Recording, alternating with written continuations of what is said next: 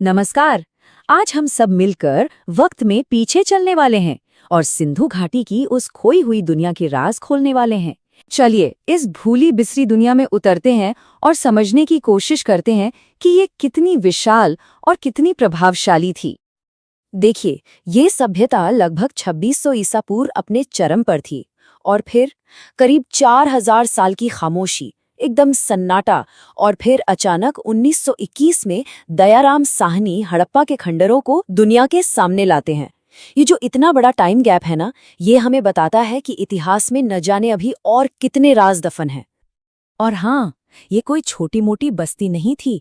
हम बात कर रहे हैं कांस्य युग की एक सुपर पावर की, जो आज के पाकिस्तान और भारत के बहुत बड़े हिस्सों जैसे पंजाब, सिंध, गुजरात और राजस्थान तक फैली हुई थी। लेकिन जो चीज इस सभ्यता को सच में सबसे अलग बनाती है, वो थे इनके शहर।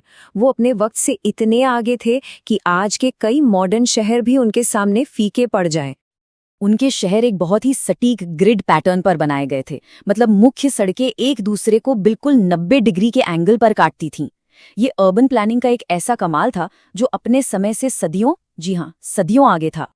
उनकी इंजीनियरिंग का जीनियस 3 बड़ी चीजों में साफ साफ दिखता है। पहला, ग्रिड सिस्टम वाले शहर। दूसरा, दुनिया का पहला अर्बन सैनिटेशन सिस्टम जिसमें ढकी हुई नालियां तक थीं। और तीसरा, एक जैसे साइज की आग में पकाई गई ईंटों का इस्तेमाल। और अब एक ऐसी बात जो सच में हैरान कर देने वाली है, उनकी बनाई हर एक ईंट, हर एक, उसका अनुपात, मतलब उसकी ऊंचाई, चौड़ाई और लंबाई का रेशियो हमेशा हमेशा 1:2:4 होता था। सोचिए जरा, उस जमाने में इस लेवल की प्रिसिजन और कंसिस्टेंसी, कमाल है। जाहिर सी बात है, इतनी शानदार शहरों को चलाने के लिए एक मजबूत इकोनॉमी तो चाहिए ही थी। तो सवाल ये है कि इनकी तरक्की का राज आखिर था क्या? इनकी अर्थव्यवस्था की नींव खेती और पशुपालन पर टिकी थी। वो गेहूं, जौ और कपास जैसी फसलें उगाने में माहिर थे और साथ ही उनके कारीगर और व्यापारी भी लाजवाब थे। और एक बहुत जरूरी बात, सिंधु घाटी सभ्यता को दुनिया की पहली सभ्यता माना जाता है जिसने कपास उगाया और फिर उससे कपड़ा भी बुना।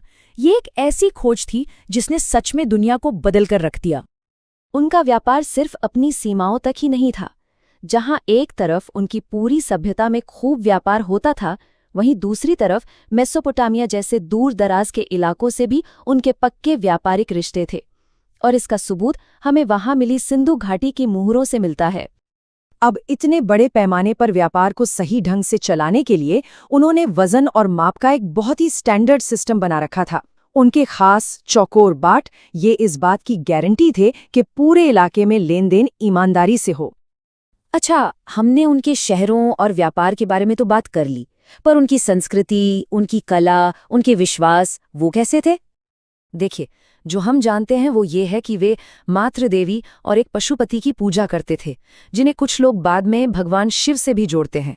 वो कांसे की कला, बहुत ही डिटेल्ड मोहरें और खूबसूरत मिट्टी के बर्तन बनाने में माहिर थे, जैसा कि हमें मशहूर डांसिंग गर्ल की मूर्ति में दिखता है। लेकिन जो एक बहुत बड़ा राज है, वो है उनकी लिखाई का मतलब, उनकी स्क्रिप्ट। सिंधु लिपि जो तस्वीरों और चिन्हों पर आधारित थी, इसमें सैकड़ों अलग अलग सिंबल्स हैं। ये हमें ज्यादातर छोटी छोटी मोहरों पर मिलती है और आज तक दुनिया के बड़े से बड़े दिमाग भी इसे समझ नहीं पाए हैं। ये इस महान सभ्यता का शायद सबसे बड़ा अनसुलझा राज है। और ये हमें अपने आखिरी और सबसे बड़े सवाल पर ले आता है, इतनी महान सभ्यता आखिर खत्म कैसे हो गई? मतलब लगभग 700 सालों की जबरदस्त तरक्की के बाद उनके वो जिंदा दिल शहर अचानक खामोश क्यों हो गए? इसको लेकर कई थ्योरीज हैं। कुछ एक्सपर्ट्स कहते हैं कि जलवायु परिवर्तन वजह थी, तो कुछ का मानना है कि नदियों ने अपना रास्ता बदल लिया। भयानक बाढ़ या फिर आर्थिक गिरावट भी वजह हो सकती है। सच तो ये है कि आज तक कोई भी पक्के तौर पर कुछ नहीं जानता।